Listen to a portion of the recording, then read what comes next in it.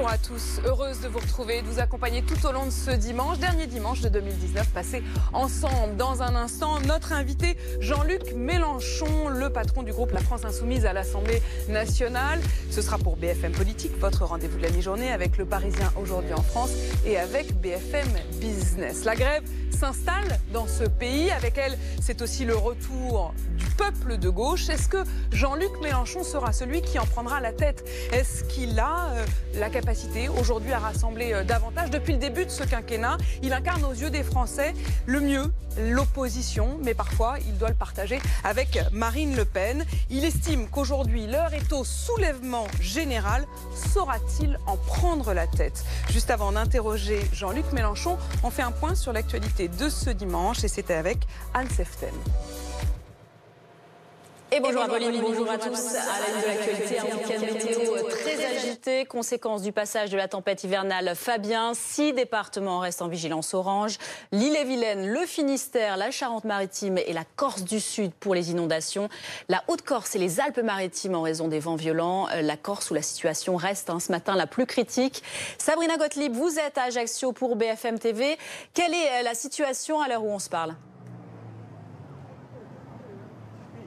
Écoutez, vous l'avez dit, la Corse a connu de fortes pluies depuis maintenant vendredi, et plus particulièrement dans le sud de la Corse, et plus particulièrement ici à Ajaccio où nous nous trouvons. Mais depuis maintenant 3 heures, eh bien, la situation tend à l'amélioration, vous pouvez le voir. Il ne pleut plus, et puis surtout les terrasses de café commencent à se remplir. Les habitants ici peuvent enfin profiter des vacances, des fêtes de Noël. J'ai retrouvé Don Joseph, bonjour. Comment ça s'est passé pour vous depuis 2 jours? Racontez-nous. Écoutez, on a respecté les consignes de sécurité données par les différents services administratifs et politiques. On est resté chez soi. Heureusement, aucun dégât matériel, humain en tout cas, à déplorer. Des dégâts matériels, hélas, mais on espère assez limité. On espère que la situation s'arrangera. Et comme vous l'avez dit, la pluie a cessé, donc on peut sortir prendre le café en terrasse, malgré l'épisode venteux. Profitez-en bien, vous l'aurez compris, donc la situation tend à l'amélioration. Restez tout de même prudent puisque l'alerte orange est toujours maintenue ici en Corse. Merci Sabrina, merci également à Maëlle Agostini qui vous accompagne. On va maintenant aller faire un tour du côté du sud-ouest, retrouver Antoine Forestier qui est lui au Cap-Ferré pour BFM TV. Antoine, la vigilance orange est levée, mais le vent, il a soufflé très fort cette nuit, là où vous vous trouvez.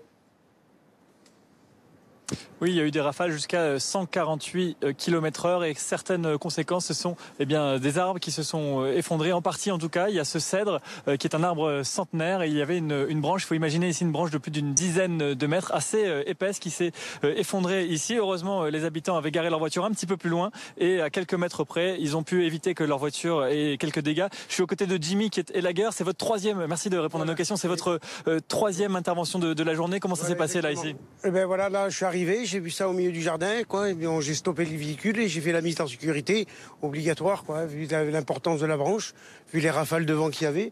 Elle faisait plus d'une dizaine de mètres, elle a atterri complètement chez le voisin. Et voilà, quoi. Vous aviez connu déjà une tempête il y a une dizaine de jours, voilà. Il y avait déjà eu des dégâts. Là, comment vous jugez la situation ici au Cap-Ferré? Moins importante que la première, que l'autre jour quand même, mais il y a eu quand même assez de rafales de vent. On a eu pas mal de dégâts quand même. Vis-à-vis des pins à l'intérieur des propriétés, mais beaucoup moins que la dernière fois, tant mieux pour les propriétaires, quoi. Comme je vous ai dit, on travaille ici de père en fils, sur la presqu'île, quoi. Et puis il faut les entretenir, les pins, c'est pour ça qu'on passe, et puis qu'on leur demande éventuellement pour les bois morts, tout ça pour les entretenir, pour les préserver, parce qu'en une seconde, il n'y a plus rien, puis c'est le charme du Cap-Ferré, quoi, ici. Il va falloir complètement l'abattre, cet arbre, selon vous? Oui, il est complètement fragilisé, là, il va demander l'autorisation à la mairie, le service technique, il va venir, il va faire le point avec le client, mais là, ils n'auront pas le choix de l'abattre, quoi, parce que là, il est beaucoup fragilisé. Merci beaucoup, Jimmy, on va vous laisser finir le travail. Il y a eu des vents jusqu'à 148 km/h, maintenant le vent s'est calmé, mais attention, sur la côte, il pourra encore y avoir des rafales en fin de soirée aux alentours de 100-120 km/h. Quentin Trigaudet qui vous accompagne là-bas. L'autre information de votre dimanche, c'est la première intervention d'Emmanuel Macron dans le dossier des retraites depuis la Côte d'Ivoire. Le chef de l'État a confirmé à nos confrères du Parisien qu'il entendait renoncer à sa retraite de président, ce qui atteint les 5 000 € mensuels. Le président souhaite intégrer le nouveau système par points. On fait le point justement avec Jordan Ray.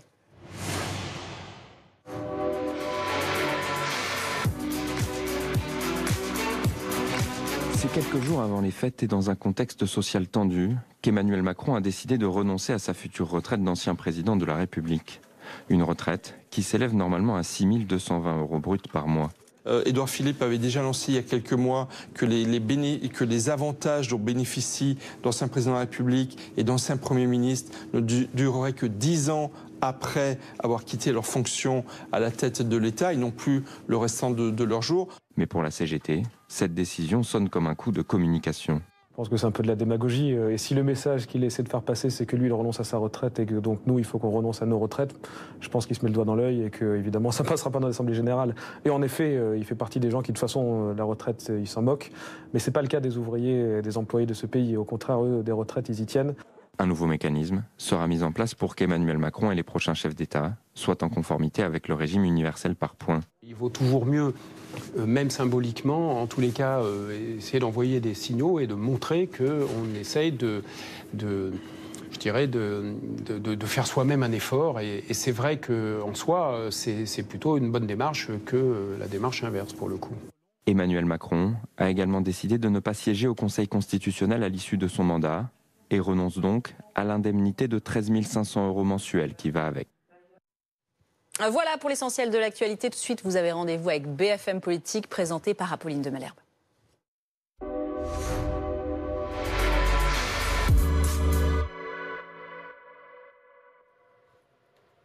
Bonjour Jean-Luc Mélenchon. Bonjour. Merci d'être avec nous. Vous êtes député des Bouches-du-Rhône, vous êtes président du groupe La France Insoumise. Bonjour David Doucan, du Parisien aujourd'hui en France, et Edwige Chevrillon de BFM Business.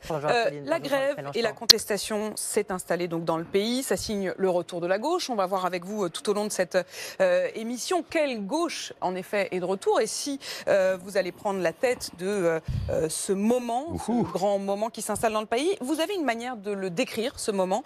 Vous avez déclaré cette semaine, on est passé d'un état d'ébullition à un état de soulèvement général. Il est où le soulèvement général, Jean-Luc Mélenchon ? Le moment, si vous voulez, il ne faut pas le séparer du fait que dans le monde entier, vous avez des moments d'insurrection générale, parce qu'un système est arrivé au bout de lui-même. Les gens ne sont pas motivés par de l'idéologie. Peut-être pas. C'est une différence avec le passé, où il pouvait y avoir des motivations de révolution socialiste. Là, les gens sont motivés par des choses très simples et très concrètes.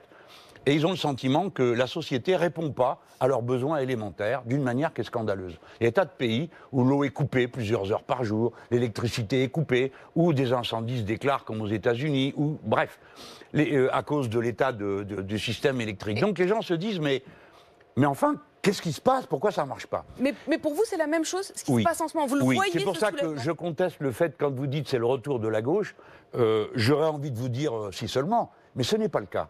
C'est l'expression d'une exaspération, c'est-à-dire les gens disent il y en a ras-le-bol, il y en a assez, quoi. On n'arrête pas de nous prendre ceci, de nous prendre cela. On nous avait dit dans les années 90 et la première décennie des années 2000, les gens y ont cru. On dit oui, le marché va remplacer l'État qui est lourd, inefficace, les services publics, blablabla, ce qu'on leur répétait tous les jours.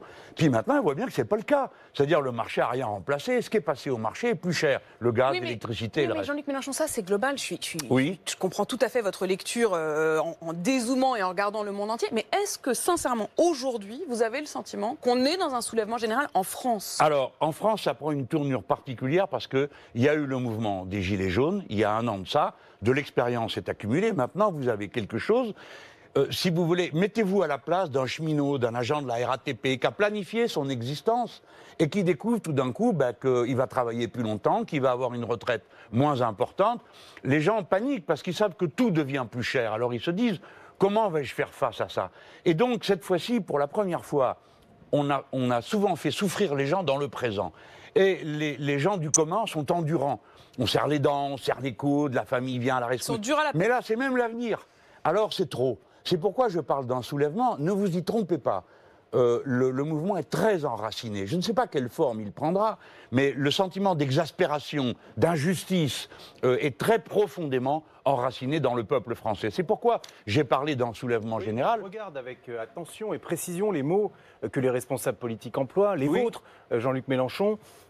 Est-ce que cette description n'est pas en contradiction avec la réalité des faits, avec des manifestations dont l'ampleur diminue entre le 5 décembre et le 17 décembre, et puis, plus globalement, des manifestations dans cette lutte à laquelle vous participez contre la réforme des retraites d'Emmanuel Macron, qui sont moins importantes que ce que l'on a pu connaître en 2010, en 2010, 2003, en 1995 On ne partage pas la même appréciation. Par exemple, moi, je n'ai pas du tout l'impression que ça ait baissé entre le 5 et le 17, comme j'étais moi-même à Paris. Non, mais c'est pas une impression.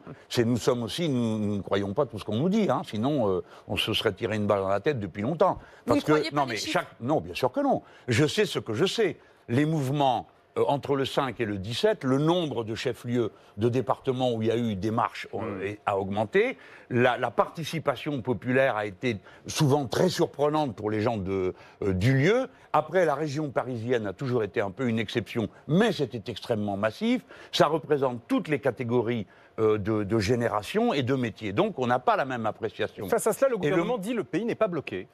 Et Édouard Philippe, le Premier ministre... Dans ce cas, pourquoi vous plaignez-vous du matin au soir qu'il l'est ?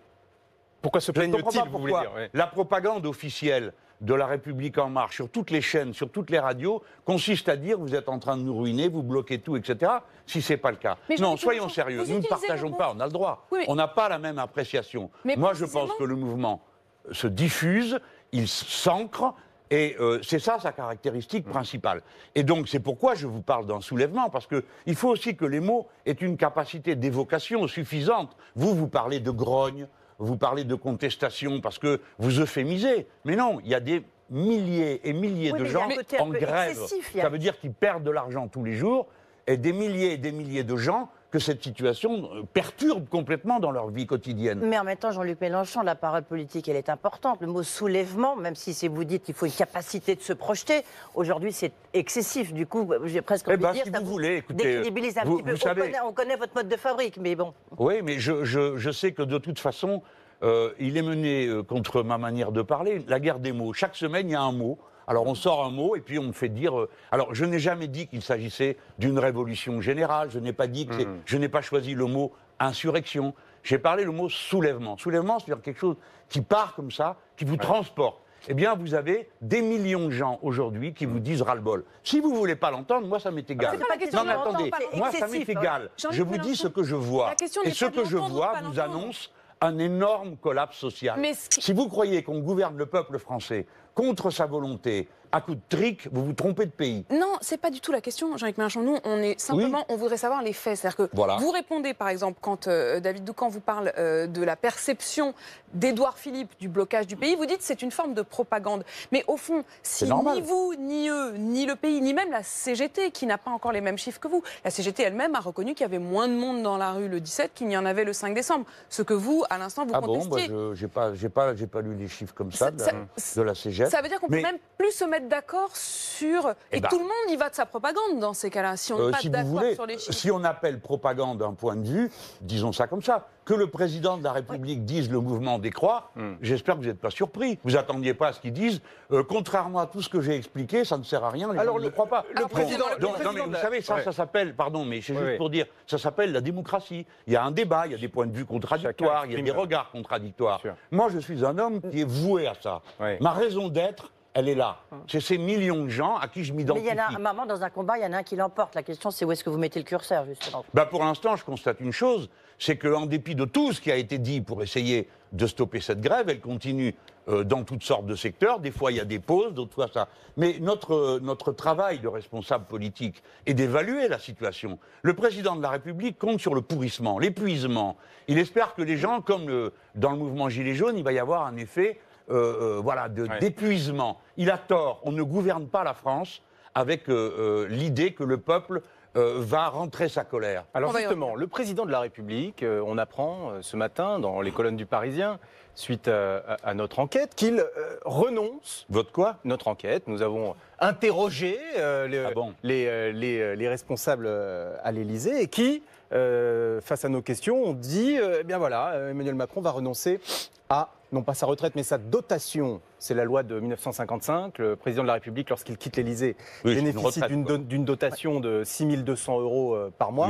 Emmanuel Macron y renonce. Que pensez-vous de de cette information? D'abord, ce n'est pas une enquête. Vous lui avez posé la question. Ils vous ont dit on va vous répondre. Ils se sont concertés entre eux. Je dis ça pas pour vous nuire, mais pour que les gens comprennent bien de quoi il s'agit. Et ils ont décidé que ça serait un bon mot à sortir de dire je renonce à ma retraite. Alors, bon. Jean-Luc Mélenchon, vous m'obligez à vous répondre là-dessus. Ce n'est pas comme ça que les choses se sont passées. J'ai lu ça dans le journal, pardon. J'ai lu ça dans je ne sais plus quel autre journal. Non, mais d'accord, c'est votre collègue qui ment. Nous leur avons demandé de répondre, parce que s'ils ne répondaient pas, nous aurions dit qu'ils n'étaient pas en capacité de répondre. Ils n'ont pas choisi le moment. Mais qu'est-ce que vous lui avez demandé ? Non, je vous précise, ils n'ont pas choisi le moment pour cette annonce. Voilà, je vous donne cette information-là. Mais qu'est-ce que vous lui avez demandé ? Est-ce que, oui ou non, cette loi de 1955 s'appliquerait à lui, et s'il souhaite la réformer ? C'est une drôle de question, quand même. Que je comprends qu'il soit réuni pour réfléchir. Bon, alors qu'est-ce que je peux en penser ? Il en a les moyens. Il a les moyens de se passer d'une retraite de 6 000 €, heureux homme. Mais la plupart des gens n'ont pas ces moyens. Personnellement, je ne l'ai pas. Je ne les ai pas. Je ne peux pas m'en passer. Donc, je vous informe que moi, je toucherai ma retraite le moment venu, je ne sais pas quand, parce que finalement, ça a l'air de se prolonger. Mais je trouve que c'est une manière de faire. Croyez-moi, ça ne m'impressionne pas. Et je demande aux gens qui m'écoutent de bien comprendre la part de démagogie qu'il y a dans cette façon de parler. Parce que qu'est-ce que ça veut dire ? Je renonce à ma retraite. Que vous aussi, vous pourriez y renoncer ? C'est un peu, ça me fait penser, vous savez, à je ne sais plus quel un personnage politique qui avait décidé de ne pas prendre ses congés de maladie. Quand on est malade, on prend des congés de maladie, pas parce que ça nous fait plaisir, mais parce que le docteur le demande. De même, la retraite, c'est pas un privilège, c'est pas un superflu. Je pense que M. Macron doit avoir des revenus personnels incroyablement importants pour pouvoir se passer de 6 000 € par mois. Il invite les gens à renoncer eux aussi. C'est un peu ça pour vous derrière, c'est que... ça veut dire que c'est pas très important. Ça veut dire au fond, moi je le fais, est-ce que vous le feriez pas ? Mais si vous voulez, il y a quelque chose en lui qui le coupe du commun des mortels. Quand il a dit, une fois il a dit dans les gares, il y a les gens qui réussissent, ceux qui ne sont rien. Tous nous étions soufflés, y compris ceux, je veux dire, au-delà, c'est pas que ma famille politique, tout le monde dit, on parle pas comme ça. Bon, et bien là pareil, quand il dit je renonce à ma retraite, il ne se rend pas compte que le message qu'il envoie, c'est une retraite, pour les polypensionnés, par exemple, vous pourriez vous en passer d'une. Mais par exemple, Jean-Luc Mélenchon, vous avez été conseiller municipal, conseiller général, sénateur, ministre et député. Vous pourriez peut-être, je sais pas moi, renoncer à une des retraites que vous allez percevoir. Par exemple, et vous aussi, par exemple. Vous, tous les mois. C'est très simple, moi, je suis salarié, donc point barre. Justement, vous êtes salarié, mais vous pouvez retirer de vos impôts tous les ans jusqu'à 6 000 € parce que vous êtes journaliste, c'est-à-dire un mois de salaire. Donc vous pourriez, par exemple, imaginer de les rendre. Non, mais là, on parle de rendre. Moi, j'ai cotisé à des caisses. D'accord ? Lui, il cotise à rien du tout. Si. À quoi ? La caisse des présidents de la République, ça existe. Mais ce n'est pas une retraite, c'est une dotation. Ah oui, voilà, une retraite, c'est une dotation. S'il vous plaît, ne jouez pas avec les mots. Si tout le monde, vous voyez la logique, puisque lui a renoncé à ça, moi je pourrais. Puis une fois, par exemple, vous pourriez dire, vous qui les aimez bien, les grands patrons qui ont des retraites chapeaux, vous pourriez dire, les gars, là, franchement, c'est trop, quoi. En ce moment, on a besoin de sous. Arrêtez de toucher vos retraites chapeaux. Parce que pour certains, c'est 1 million par an ou 2 millions. Vous le dites aussi ? Peut-être grâce à vous. Non, mais moi, je ne peux pas m'en passer. Je ne sais même pas combien sera ma retraite, mais je ne peux pas m'en passer. Donc, madame, je vous réponds non. Je n'ai pas gagné de manière indigne cet argent. J'ai cotisé toute ma vie. Et voilà. Et je trouve qu'il est extrêmement dommage que le président de la République ait lancé ce type d'attitude. Parce que, à la fin, ça veut dire quoi ? Que même nos payes sont peut-être, on ne doit pas les toucher. C'est insupportable. Mais ça, il n'y a que les grands seigneurs, les très riches, les importants qui peuvent se permettre ce genre de libéralité. Vous êtes prête à renoncer à votre retraite ? Oui, je n'ai pas la moindre idée. Mais combien est votre retraite à vous ? Je n'ai pas la moindre idée. Vous n'avez pas la moindre idée ? Vous êtes mûr pour le système à points, parce qu'on ne sait jamais combien on aura à la retraite.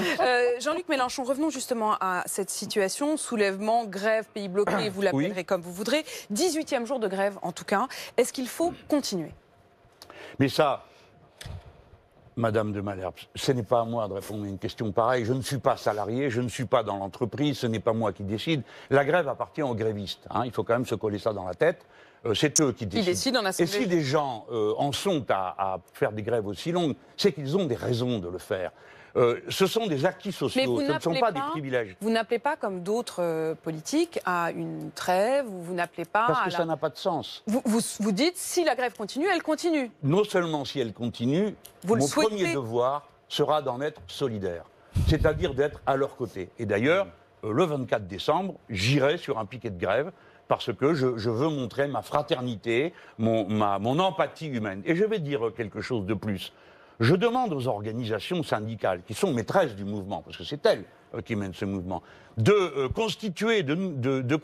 nous appeler à constituer un comité national d'action, pour qu'on se retrouve tous et qu'on ne recommence pas ce que je considère comme une bêtise, une erreur en tout cas. D'un côté les syndicats, de l'autre côté les forces politiques, d'un troisième côté les associations. Vous voudriez que tout le monde soit ensemble? Par exemple, que les syndicats nous invitent à faire, par exemple, un comité national de soutien. Nous n'aurions aucune autre responsabilité que de partager nos informations et peut-être de contribuer en commun aux caisses de grève, savoir lesquelles. Et nous, les militants politiques, mieux répondre à la demande qui nous est présentée. Par exemple, nous nous présentons régulièrement des questions d'actualité à l'Assemblée nationale, qui sont des questions politiques. Nous intervenons par des questions écrites, nous intervenons de mille et une manières. Quand nous allons sur les piquets de grève, on voit que les gens sont contents de nous voir, ils s'en fichent de notre étiquette politique. Ce qui compte pour eux, c'est qu'on s'intéresse à eux, qu'on est là en fraternité, ce ne sont pas des parias. Deux questions sur ce comité. Un, vous appelez les syndicats à vous appeler, en quelque sorte. Pourquoi vous n'y appelez pas vous-même directement? Parce que là, franchement, vous faites des non, mais je sais bien, je préférerais le faire, mais je pense que dans le moment, ça pourrait être mal vécu. Oui. On pourrait dire, oui, c'est de la récupération, il veut s'approprier la grève, et c'est pas du tout ce qu'on essaye de faire. Au moment des ordonnances travail, vous aviez été mis en cause par les syndicats, peut-être trop présents à l'époque. Pas par les syndicats, les journalistes sont allés voir les syndicats. C'est toujours la faute des journalistes. Bien sûr, mais bien sûr, vous faites partie du système. Pardon, c'est mon analyse. Vous permettez que je maintienne. Je n'ai pas changé d'avis. Des journalistes qui ne savaient par quel bout me prendre sont allés interroger Martinez, lui ont posé une question à laquelle il ne pouvait pas répondre, qui était: est-ce que c'est Mélenchon le patron? On a recommencé d'ailleurs dans plusieurs chaînes de télé. Vous êtes plutôt en retrait sur cette mouvement-là. On a dit, alors Martinez est obligé de dire, non, l'action syndicale, c'est nous les syndicats qui la dirigeons, et je lui donne raison. Alors en parlant d'action syndicale, Jean-Luc Mélenchon, il y a un mode d'action sur lequel j'aimerais avoir votre sentiment. Lorsque certains responsables de la CGT coupent le courant, c'est arrivé encore hier lors d'un match de rugby, à la limite, à Agen. Est-ce que pour vous c'est un bon mode d'action? Et juste pour vous préciser ma question, j'entendais cette semaine le président du Sénat, Gérard Larcher, considérer que ça pouvait être dangereux pour les personnes. Il évoquait le cas de gens qui peuvent avoir des respirateurs chez eux. Et la ministre Borne qui a considéré que c'était irresponsable. Quel est votre regard là-dessus à vous? Pas sur la ministre Borne, comme ça on va rester à un niveau convenable. Sur la dangerosité. Alors, dites-vous bien une chose. Moi j'ai beaucoup parlé avec des électriciens, et pas qu'avec eux. Dites-vous bien une chose. Pour toujours, les travailleurs, les salariés sont des êtres très responsables. D'accord? Ce ne sont pas des robots. Ils ont tous des familles. Ils savent ce que c'est que les problèmes que vivent les gens parce qu'ils les vivent. Ils n'ont jamais mis en danger qui que ce soit. Et ils ne le feront jamais. Mais par contre, vous autres tous, pas vous, pardon, je veux dire vous autres tous qui m'écoutez, rappelez-vous que rien ne fonctionne sans le travail humain. Je pourrais vous dire, l'autre jour, j'étais chez les portuaires à Marseille. Sur le port, s'ils le veulent, il n'y a plus une goutte d'eau qui passe parce que les installations sont sur le port et qu'il y a les travailleurs qui sont là. C'est pareil pour l'électricité ailleurs. C'est-à-dire, le pays entier fonctionne parce qu'il y a du travail humain. Et ils ont toujours... Vous voyez, en ce moment, on a de la lumière. Ils pourraient très bien décider de tout couper. Ils ne le font pas. Mais vous nous assurez, vous avez l'assurance qu'il n'y a pas de mise en danger. Ça, ils vous l'ont dit, vous le savez. Eux, en tout cas, font tout pour qu'il n'y en ait jamais. Mais je vais vous dire... La vie quotidienne au travail est très dangereuse et apparemment ça n'émeut pas les dirigeants politiques de la droite. Il y a 500, pardon, parce que je parlais de M. Larcher, qui est un homme engagé à droite. Bon, respectable par ailleurs. Mais 565 personnes meurent tous les ans au travail. 1200 personnes meurent tous les ans d'une maladie professionnelle. Vous en entendez parler de cette dangerosité-là, de ce risque? Non, jamais. On n'en parle que quand il s'agit de supposer qu'une action syndicale pourrait menacer les gens. Et vous-même, vous en avez parlé donc à l'instant. Non, mais je suis content d'avoir pu répondre à cette question. Exactement. On marque une pause et on revient dans un instant avec notamment votre contre-projet à la France Insoumise, contre-projet des retraites. À tout de suite.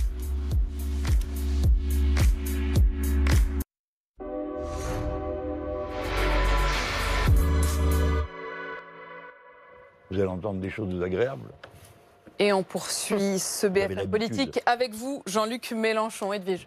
Jean-Luc Mélenchon, vous avez dit, on est ravis qu'il y ait des piquets de grève, quelle que soit la couleur politique. Dans votre comité d'action nationale contre la réforme des retraites, où vous appelez les syndicats à vous appeler, d'abord c'est tous les syndicats, y compris les syndicats réformiste. Et puis, est-ce que c'est tous les partis politiques, de vous, jusqu'à le Front National, par exemple?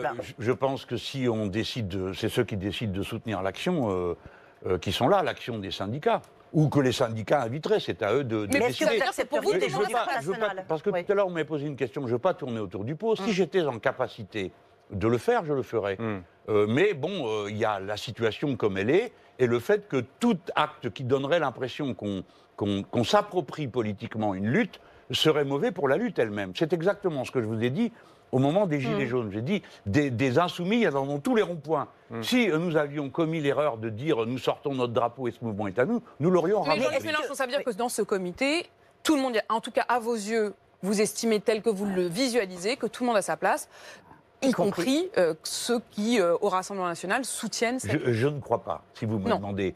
C'est pas moi qui ferai ça, mais je ne crois pas. Parce que la CGT a eu raison de dire, on parle des dirigeants, là, si vous voulez, dans la rue, il y a tout le monde. Et dans le syndicalisme, par définition, dans les statuts des syndicats, on accueille tout le monde, quel que soit son sexe, sa religion ou ses opinions politiques ou philosophiques. C'est écrit dans les statuts des syndicats. Mais ce qui est aussi écrit dans les statuts du syndicat, c'est que tous les êtres humains sont égaux en droit. Et la CGT s'est très clairement exprimée là-dessus en disant « vous n'êtes pas bienvenus si vous ne croyez pas à ça ». Et eux, ils pensent, les syndicats, que ce n'est pas le cas du Rassemblement national. Donc je pense que on ne fait pas tout ça pour se peler, on fait ça pour rassembler. Alors, celle qui profite de tout ça politiquement, c'est Marine Le Pen. Oui. Et comment vous le savez? Si on regarde les enquêtes d'opinion... ah bon, d'accord. Donc les gens qui font la grève aujourd'hui profitent à Madame Le Pen. Vous parliez du mouvement des Gilets jaunes. Oui. Vous disiez il y a un lien avec ce qui se passe aujourd'hui. Oui, oui. Cette colère, cette inquiétude, cette exaspération, vous savez que on perçoit dans les enquêtes d'opinion non, mais j'apprends de vous que vous êtes capable de discerner qui a voté pour qui. C'est bien, non? Mais bravo. Il suffit d'observer les résultats électoraux. Jean-Luc Mélenchon, mais sur vous avez remarqué, c'est de l'ironie. Hein. Jean-Luc Mélenchon, aux européennes, par exemple? Oui, alors aux européennes, vous avez des enquêtes qui établissent que les gens qui étaient sur les ronds-points ont voté Front National. Vous voyez bien que la colère bénéficie au parti davantage qu'à la France. Non, mais ça, c'est un autre sujet. Est-ce que vous faites ce constat? Que nous n'en ayons pas, nous, bénéficié, c'est une certitude. Et je le reconnais sans aucune difficulté. Mais quand vous dites que les gens qui étaient sur les ronds-points votent pour le Front National aux élections européennes, si vous ne l'avez pas dit, vous venez de dire exactement ça. La colère semble bénéficier à Madame Le Pen. À Madame Le Pen. Davantage. Je vous réponds. Ce n'est pas vrai, parce que l'exemple que je vous commence par vous dire, dites-moi comment vous le savez, et vous me répondez, les Gilets jaunes. Eh bien moi, je vous réponds, les Gilets jaunes, la plupart d'entre eux, surtout, n'ont pas voté. Et c'est ça le grand problème de la société politique en France. Tant qu'on n'aura pas convoqué une assemblée constituante qui conduise le peuple à décider lui-même quelles sont les nouvelles règles du jeu, ils ne croient plus aux règles du jeu actuelles. Si bien qu'ils ne vont voter en masse qu'à une seule élection, l'élection présidentielle, et ils considèrent que tout le reste, même les municipales, c'est bidon. Alors, je peux le déplorer, mais c'est un fait. Nous ne pouvons pas avoir raison contre cette réalité. Vous vous dites, il faut justement aujourd'hui se rassembler, alors peut-être au sein de ce comité, mais il y a eu des initiatives tout au long de la semaine d'une partie de la gauche, et notamment à l'initiative de Fabien Roussel, qui est chef du Parti communiste. Il a invité la gauche à se rassembler. Lundi matin, Gare de Lyon, il y avait une grande partie de la gauche, vous n'y étiez pas. Vendredi, le PS, le PCF, Europe Écologie Les Verts, Génération, Place Publique, les radicaux de gauche, la gauche républicaine et socialiste, ou encore Ensemble, ont rédigé une déclaration commune, et vous, une autre. Est-ce que vous n'êtes pas en train de faire bande à part, précisément vous, qui depuis le début de l'émission nous dites il faut se rassembler? Non, je ne dirais pas ça comme ça. On participe aux meetings de soutien quand ce sont des meetings organisés par l'un ou l'autre. Mais... Pourquoi vous n'étiez pas Gare de Lyon? Pourquoi vous n'avez pas signé le texte? Oui, mais je vais vous dire, je vais vous répondre. Ne croyez pas que j'ai l'intention de biaiser avec ça, ni que je sois, si peu que ce soit, mal à l'aise. Notre objectif, c'est de rassembler pour soutenir. Imaginez-vous qu'on se mette 5 minutes autour de la table. Et on dit, comme le propose, à mon avis, de manière erronée, Fabien Roussel du Parti communiste, qu'on dise, on va discuter d'un contre-projet. Ah oui? Vous êtes d'accord? C'est ça l'idée? Parfait. Il y en a 2 ou 3 qui sont pour la retraite à points. Le Parti socialiste, Écologie Les Verts, et je crois Nouvelle Donne ou peut-être Génération, je ne sais pas. Je ne veux pas leur attribuer. Mais au moins ces 2-là. Donc, la discussion tournerait immédiatement court. Nous sommes contre, absolument contre. Donc, il faut faire attention à ce qu'on fait. Ne pas donner l'impression qu'on est tous d'accord pour que 5 minutes après... C'est pour de faux? C'est juste une façade quand ils se retrouvent là, Gare de Lyon, quand ils signent non, je pense que le Parti communiste, qui a un dirigeant avisé et habile, aimerait qu'on donne l'impression qu'on est tous d'accord avec le mouvement, et on l'est, mais avec le contenu, pour un contenu différent. Et ça, je lui dis, c'est une erreur, parce qu'en 5 minutes, ça tournerait à la division. D'ailleurs, vous vous jetteriez sur nous, même pas 30 secondes Donc après. vous préférez même pas tenter le coup? Mais je n'ai qu'à lire ce que disent les uns et les autres. Donc je veux éviter de nous mettre dans une situation de division, ou alors, pire que tout, c'est on recommence le régime Hollande. C'est-à-dire qu'on se met d'accord sur le minimum du minimum et on trompe tout le monde. Vous avez été assez précis sur le contre-projet et regardons un peu dans les faits si c'est réaliste. Pardon, on va voir si votre appréciation est que c'est réaliste ou pas. On a bien compris depuis le début. Nous avons fait une proposition réaliste. Mais Jean-Luc Mélenchon, attendez, comprenez-moi bien. Vous ne pouvez pas toujours répondre que c'est une affaire de perception ou d'impression. Il y a quand même un certain nombre de faits, il y a quand même un certain nombre de chiffres, Jean-Luc Mélenchon. On ne peut pas tout relativiser. Il ne s'agit pas de ça, j'essayais juste d'être complaisant avec vous. Parce que je pourrais vous dire que ça fait des semaines que vous racontez n'importe quoi et que vous colportez la propagande du gouvernement. Je pourrais dire ça, mais je ne le fais pas. Bon, j'essaye de dire, vous avez un point de vue et j'en ai un autre. Et ce que je réussis à faire, c'est de vous enfermer dans un point de vue qui n'est pas votre analyse de journaliste. Est-ce que c'est votre projet, Jean-Luc Mélenchon, tous ensemble, en l'occurrence, le projet sur les retraites? Est-ce que c'est vous qui l'avez fait? Celui de la France Insoumise? On a une énorme commission qui a travaillé sur ce document. On ne peut plus maintenant s'occuper, je ne peux plus tout faire. Par exemple, le contre-projet sur le budget de l'État, c'est Éric Coquerel qui pilote ça. Le contre-projet sur les retraites, c'est Adrien Quatennens, Jean-Hugues Rappeneau. Mais vous y adhérez au moins. Vous y adhérez, vous êtes d'accord avec la proposition? Bien sûr, on est un groupe, on est un collectif. Je ne vous dirai pas que je suis d'accord avec chaque mot, chaque virgule de partout. La retraite à 60 ans, la retraite à 60 ans, ça, oui. Vous êtes d'accord? Voilà. 40 annuités, oui, je suis d'accord. Pas une seule retraite en dessous du SMIC. Du SMIC. Comme le projet du gouvernement? Comme le projet du gouvernement? Non, alors vous voyez déjà, ça commence mal. Non, le gouvernement dit pour une carrière complète. Oui. Et vous? Je n'ai pas dit pour une carrière complète. Non, c'est pas écrit. Alors je vous le dis. D'accord. Voilà. Non, mais c'est une précision, oui. RSA, non, mais voyez, on a bien étudié. Intégration des trimestres au RSA. Oui, oui, c'est bien ça. Rentre dedans. Oui, parce que c'est pas normal que quelqu'un qui est au RSA puisse pas faire entrer ses trimestres, sa participation à la vie active pendant ces trimestres-là. Oui, c'est bien. Alors, questionnement classique. Comment est-ce que, questionnement naturel, au fond, vous la demandez souvent sans doute, comment est-ce que vous financez ce rythme? C'est comment financement? Oui, c'est surtout la grande question. Alors, non, mais parce que vous m'avez souvent posé la question. On peut dire aux téléspectateurs que ce débat n'est même pas nouveau. On l'a déjà eu en 2003, on l'a eu en 2008, on l'a eu en 1995. Et ça fait donc pour la 4e fois, je vais vous redire. Mais comme les choses se sont aggravées entre-temps, je commence par vous dire une chose. Il n'y a pas de problème de financement aujourd'hui sur les retraites. Par conséquent, la réforme est une pagaille gratuite qui a été décidée pour permettre, par transition lente, d'arriver au régime par capitalisation, comme le demande la Commission européenne, parce que vous n'en parlez jamais, mais c'est une recommandation de la Caisse européenne. Mais comme il y a beaucoup de recommandations sur le déficit, vous êtes d'accord avec moi qu'aujourd'hui, vous n'avez pas de déficit. Et puis, ça vient, mais ça sera 7 à 15 milliards d'ici 10 ans. Vous êtes d'accord avec nous? Et par contre, à partir de 2050, avec la démographie, il va y avoir une inversion. Mais pour l'instant, ça va donc être c'est en déficit de facto. Non, de facto et dans 15 ans, c'est pareil pour vous. Ce que vous devrez dans 15 ans, est-ce que vous devez aujourd'hui... Non, parce que c'est demain que c'est en déficit. Non, mais attendez, non, c'est pas demain, c'est dans 15 ans. Non. Donc, on connaît les paramètres à faire 2025. bouger. Non, mais il faut quand même parler sérieusement de ce qu'il y a devant nous. C'est pas que de la propagande, tout ça. On va pas se jeter à la figure. Bon. Donc je vous dis, il n'y a pas de problème. 2, les réformes du gouvernement aggravent le déséquilibre du système. Et je peux vous le démontrer. En vous rappelant qu'ils viennent de voter dans la loi Pacte le fait que les gens, comme vous et quelques autres, qui gagnent 2 fois le plafond de la sécurité sociale, c'est-à-dire aux alentours de 10 000 € par mois, à partir de 2 fois le plafond, ne cotiseront plus et n'auront d'ailleurs plus davantage retraite. Donc, ils seront tous obligés d'aller cotiser dans le privé. Qu'est-ce que ça? Et ces cotisations seront déduites de leurs impôts. Pardon, madame, il y a de la technique, donc laissez-moi le temps de dérouler sans me couper la parole. Allez-y. Donc, les gens qui cotiseront, leurs cotisations seront retirées des impôts. Ça veut dire que nous tous, nous allons payer la contrepartie, soit en service public supprimé, soit en augmentation d'impôts. Ça coûtera 1,5 milliard aux caisses de l'État. Quand ils toucheront leur pension, 70% sera dégrévé d'impôts. Je continue. Et comme ils ne cotiseront plus au-delà de 2 fois le plafond, comme tout le monde, eh bien, il va manquer 7 milliards dans les caisses de retraite. Alors, c'est pas la peine de venir me chercher. Jean-Luc Mélenchon, une question sur... Vous disiez tout à l'heure, moi, j'aurais besoin de ma retraite. Mais on le sait parce que tout ça, maintenant, est aujourd'hui transparent. Vous avez du patrimoine. Vous l'avez fait aussi, précisément, pour ça. C'est une manière, pour vous, d'avoir des biens privés. Non, pas du tout. C'est la seule manière. Par capitalisation, c'est une forme de retraite par capitalisation. Non, mais attendez, parlons pas de moi, mais je veux bien... Mais ne faisons pas des diversions. Moi, je n'ai pas acheté une retraite par capitalisation. J'ai acheté un appartement. Je vous le donne, si vous voulez, et que vous me garantissez que je peux y vivre jusqu'à mon dernier souffle et mon dernier jour. Voilà. Je vous le donne, je ne peux pas faire mieux.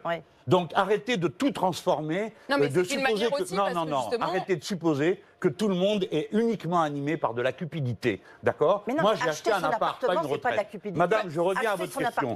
Vous avez dit, dans 15 ans, il y aura un déficit. Je vous montre que le gouvernement est en train de l'organiser aujourd'hui, que c'est la technique des gouvernements libéraux de mettre en déséquilibre toutes les caisses pour ensuite dire, vous voyez, ça ne marche pas. Mais Jean-Luc Mélenchon, ne vous énervez pas. Vous parlez du fait que les Français parfois mettent de côté. De Malherbe, ne vous énervez pas vous. Moi, je ne m'énerve pas, je parle fort. Je suis méditerranéen, c'est tout.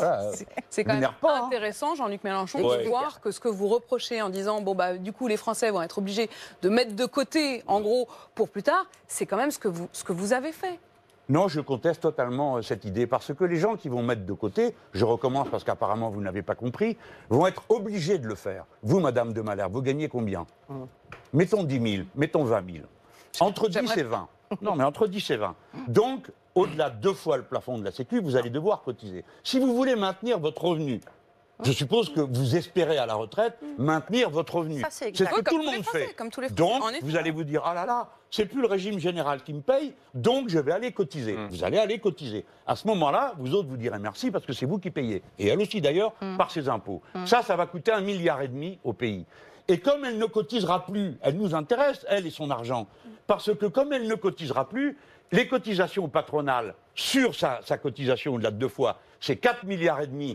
On ne verra plus la couleur, et vous ne cotiserez pas pour les salariés à hauteur de 3 milliards. Donc, ça fait 7 milliards. 7 milliards de moins pour les caisses de sécu. Et vous venez de me dire, dans 15 ans, il manquera, non pas 15, madame, vous avez inventé le chiffre du corps est entre 5 et 17. Demandez-moi où je trouve entre 5 et 17, et je vous réponds. Alors, mais là, déjà, je vous ai répondu en vous montrant. Vous avez creusé le trou. Vous avez pu élargir effectivement l'assiette. Non, mais je donnais un exemple. Prenons peut-être quelques minutes pour revenir sur un autre sujet qui a beaucoup occupé, beaucoup fait réagir. Lorsque vous avez Pardon, excusez-moi, mais non, mais on est passé à un autre sujet. Un mot. Oui, j'ai 10 solutions, mais je vous en donne une. Payez les femmes comme les hommes. Payez les femmes comme les hommes. Payez les femmes comme les hommes, et vous avez la retraite à 40 ans, à 40 annuités et à 60 ans. Il y aura plus de cotisations. Et le plein emploi, évidemment, ce sont des milliards. On a besoin de prendre quelques minutes sur un sujet qui est aussi important que celui que nous venons d'évoquer. Lorsque vous avez commenté la défaite de Jeremy Corbyn en Angleterre, au Royaume-Uni, sur votre blog, vous avez eu cette phrase, pas question, je refuse les génuflexions devant les ukases arrogantes des communautaristes du CRIF, c'est non. Voilà, c'est cette phrase-là qui a entraîné beaucoup de réactions. Lorsqu'on suit votre parcours politique, c'est mon cas, on ne peut pas imaginer que vous soyez antisémite, ça paraît pas imaginable. Et pourtant, de nombreuses réactions sont allées en ce sens. Est-ce que vous pouvez répondre à cette question-là? Oui. Est-ce qu'il y a chez vous la moindre trace d'antisémitisme, Jean-Luc Mélenchon? Mais d'abord, il y a une raison philosophique. Je crois à l'égalité absolue des êtres humains. Par conséquent, tout ce qui ressemble à de la discrimination sur la base de la religion, du sexe ou de la couleur de peau m'insupporte au dernier degré et je le combats politiquement. Mais s'agissant de telle ou telle religion, pourquoi aurais-je une fixation particulière? Je ne suis pas fou. Je pense qu'il y a quelque chose de malsain dans ces types de fixation. Mais ce que je conteste, c'est que le CRIF s'appelle Conseil représentatif des institutions juives de France. Il n'y a pas d'institutions juives, nous sommes en République. En République, il n'y a que des institutions républicaines. Il peut y avoir des associations. C'est une association loi 1901 qui me critique et me condamne sans arrêt. Sans arrêt. Quand je suis allé comme président de groupe, entouré de 11 membres de mon groupe en écharpe, à l'appel de l'Assemblée nationale que j'avais signé à la marche Knoll, nous avons dit au CRIF, nous étions menacés par la Ligue de défense juive, qui est considérée comme une organisation terroriste dans d'autres pays, nous avons dit au CRIF, est-ce que vous nous garantissez Et ils nous ont La dit... sécurité. La sécurité. On ne vous garantit Mais pas. alors- Et nous avons été expulsés de la manifestation On se souvient. parce que cette ligue nous a expulsés. Et donc, ils mènent contre nous une bataille politique. Je réponds donc politiquement. Pardon, monsieur, je vais vous dire, inventer des antisémites, c'est grave. Le CRIF passe son temps à ça, à sortir son rayon laser, et quand quelqu'un a dit quelque chose qui ne lui plaît pas, il vous insulte en vous qualifiant d'antisémite. Or, l'antisémitisme est un crime dans ce pays. Oui, voilà. absolument. Et monsieur, alors, vous savez pourquoi j'ai Vous avez ça clarifié. Vous avez Merci clarifié. beaucoup, monsieur, Jean-Luc de Mélenchon. me l'avoir permis. Mais je veux vous dire que Jérémy Corbyn a été accusé sans cesse d'antisémitisme. Et il n'y a rien chez lui là-dessus. Il n'a pas flirté avec Mais cet homme n'est pas plus antisémite que je ne sais quoi. Il y a une manière de Jean-Luc vivre. Mélenchon, pourquoi vous n'êtes pas ultra clair là-dessus? Il y a un moment où même les gens du parti... Vous vous rendez compte de ce que vous dites, Apolline de Malherbe? Jean-Luc Mélenchon, Est-ce que vous vous rendez compte de ce que vous dites? Vous l'avez lu, vous l'avez étudié, les membres notamment du parti de Jérémy Corbyn eux-mêmes ont pris beaucoup de distance et ont estimé que sans doute sa façon d'avoir joué sur l'ambiguïté au minimum l'avait entraîné. Vous n'êtes pas d'accord avec ça? Pas du tout. Il est blanc comme neige. Écoutez, je veux vous dire de la manière comme neige. la plus claire qui soit, ce que vous faites n'est pas acceptable. Pourquoi? S'il suffit que 2-3 personnes en accusent une troisième de quelque chose pour que ça passe pour une ambiguïté, ce que vous venez de dire, ou qu'on m'a fait à moi, vous êtes ambigu. Dois-je raconter ma vie pour expliquer que l'antisémitisme n'est pas dans mes moyens? D'accord? Il y en a ras-le-bol d'utiliser cet argument pour disqualifier. Pour vous, les choses Quand sont le claires, grand rabbin nettes. d'Angleterre dit que M. Corbyn n'est pas capable d'assumer la responsabilité de l'État, c'est à peu près aussi insupportable que si le moufti du Caire venait prononcer une oukase contre moi de même nature. Et je préviens d'avance, ça ne m'impressionne pas, je ne m'inclinerai pas, je ne ferai pas comme Jérémy Corbyn qui a passé son temps à s'excuser, à donner des arguments, etc. Il y en a assez. Il y a assez d'antisémites dans la vie, il n'y a pas besoin d'en inventer d'autres. D'accord? Voilà mon message. Quant aux Juifs de France, j'ai toujours dit ce qui était le fond de ma pensée. Je l'ai dit quelques secondes après qu'on m'ait expulsé d'une manif. J'ai dit, il ne faut pas confondre quelques imbéciles, car chaque Juif, dans le plus modeste village de France, doit savoir que s'il est mis en cause parce qu'il est Juif, il me trouvera l'instant d'après à ses côtés contre la discrimination et le racisme. J'ai toujours parlé comme ça, mais de manière insidieuse, mesquine, sournoise et insupportable, des gens commencent et viennent avec leur mine pateline dire « Oui, vous êtes ambigu, mais ambigu, on ne peut pas répondre. Donnez-moi des faits. Citez des faits, des choses concrètes, des paroles. » C'est même pas l'ambiguïté qu'a pointé le ministre de l'Éducation nationale à votre rencontre. Il a déclaré, Jean-Luc Mélenchon dit des choses aussi scandaleuses que ce que disait Jean-Marie Le Pen. J'imagine que cette déclaration a dû vous atteindre. Non, parce que je n'en tiens aucun compte, je ne les écoute plus. Je sais qu'ils sont odieux, que si on étudiait le pédigré de chacun d'entre eux, il y aurait à dire sur ce qu'ils sont capables de faire supporter aux autres. Alors, bon, voilà, c'est leur technique. Ils ont décidé qu'en prévision de la prochaine élection présidentielle, ils comptaient me faire endosser l'habit de l'antisémite. Ils l'ont déjà fait à Hugo Chavez, qui malheureusement n'avait rien compris à la Shoah en Europe et ne comprenait pas de quoi on parlait. Ils l'ont fait à Bernie Sanders, aux États-Unis d'Amérique. Monsieur Bernie Sanders, non seulement est juif, mais kibbutzine. Mais il n'y a pas d'antisémitisme d'extrême gauche en France. Oh bah, il doit y en avoir, il y a en Angleterre, partout. Hein. Attendez, il y en a aussi à droite, hein, beaucoup. Hein. Ça peut l'histoire. Ça existait, et puis il y en a à gauche, et puis il y en a au milieu, puis il y en a qui n'ont pas d'engagement politique, sont juste antisémites. Est-ce que vous dites le racisme est très répandu. Est-ce que vous dites, si vous êtes dans cette logique antisémite, je ne veux pas de votre vote? Ah ben, je pense que quelqu'un qui est raciste ne doit pas voter pour moi, parce que moi je vais faire le contraire. Donc si quelqu'un qui est raciste veut voter pour moi, je suis comme tout le monde, je regarde les votes, mais je dis, attendez, vous vous trompez. De même, si par exemple vous êtes contre le partage de la richesse, faut pas voter pour moi, parce que moi je vais le faire. Si je suis élu, je vais le faire. La répression du racisme, oui, j'aime mieux vous dire que ça va être chaud pour un paquet de gens, hein, d'avoir affaire à moi au pouvoir, parce que la société française, comprenez ça, une seconde de pause. Mes amis, il faut faire France. La France est très composite. Elle est très diverse maintenant. Et il est temps de savoir, au moins qu'on s'engueule sur tout, mais pas sur le fond. Nous sommes tous, sur un point, nous sommes tous semblables. Et dès lors que nous adhérons à la République française et que nous la respectons, alors nous faisons un seul peuple. Et moi, chaque fois que je pourrai, je serai du côté de l'opprimé de celui qui est maltraité, de celui qui est rejeté à cause de sa religion, à cause de sa couleur de peau. Pas seulement parce que je déteste le racisme, mais parce que j'aime la France. J'aime la République française. Est-ce que vous vous rendez compte de l'extraordinaire modernité de l'idée de République comme nous la pratiquons nous autres les Français? Voilà ce qui est important. Il reste 2 minutes. Un mot sur... Bah oui. Un mot sur Jean-Paul Delevoye. Il a donc démissionné. Le parquet de Paris a ouvert une enquête préliminaire. Il y a eu cette déclaration cette semaine. On n'en aura jamais fini, car l'homme idéal n'existe pas. C'est dans la nature humaine de transgresser. D'un certain point de vue, tant mieux, car un homme parfait ou sa recherche, c'est dangereux. C'est Emmanuel Macron qui a dit ça cette semaine. Est-ce que vous êtes d'accord? Bon, il a un point de vue qui est, j'espère, plus philosophique que politique. Qu'il est dans la nature humaine de transgresser, bah, nous le faisons depuis que nous sommes tout petits. Hein. Mais sur la question de la sur justice... le plan politique, non. Le respect de la loi et de la Constitution, bah, vous y pouvez rien. Moi, je suis contre la Constitution. Vous-même, vous avez été condamné. Oui, j'ai été condamné pour rébellion, incitation à la rébellion, obstruction à magistrat. Alors ça m'ennuie un peu parce que c'est pas vrai. Mais la rébellion, oui, c'est vrai, je suis un rebelle et je suis heureux que donc vous êtes ce soit d'accord avec cette idée qu'il faut J'ajoute que ça m'a coûté très cher transgresser. parce qu'en indemnité pour les pauvres policiers à qui j'ai crié dessus, je suis tout à fait désolé qu'ils en soient tombés malades pendant plusieurs jours. Je suis désolé, vraiment. Bon, vous êtes ironique. Très cher. Vous êtes ironique là, Jean-Luc. Non, pas du tout. Non, mais attendez, vous n'avez pas de compassion pour les gens?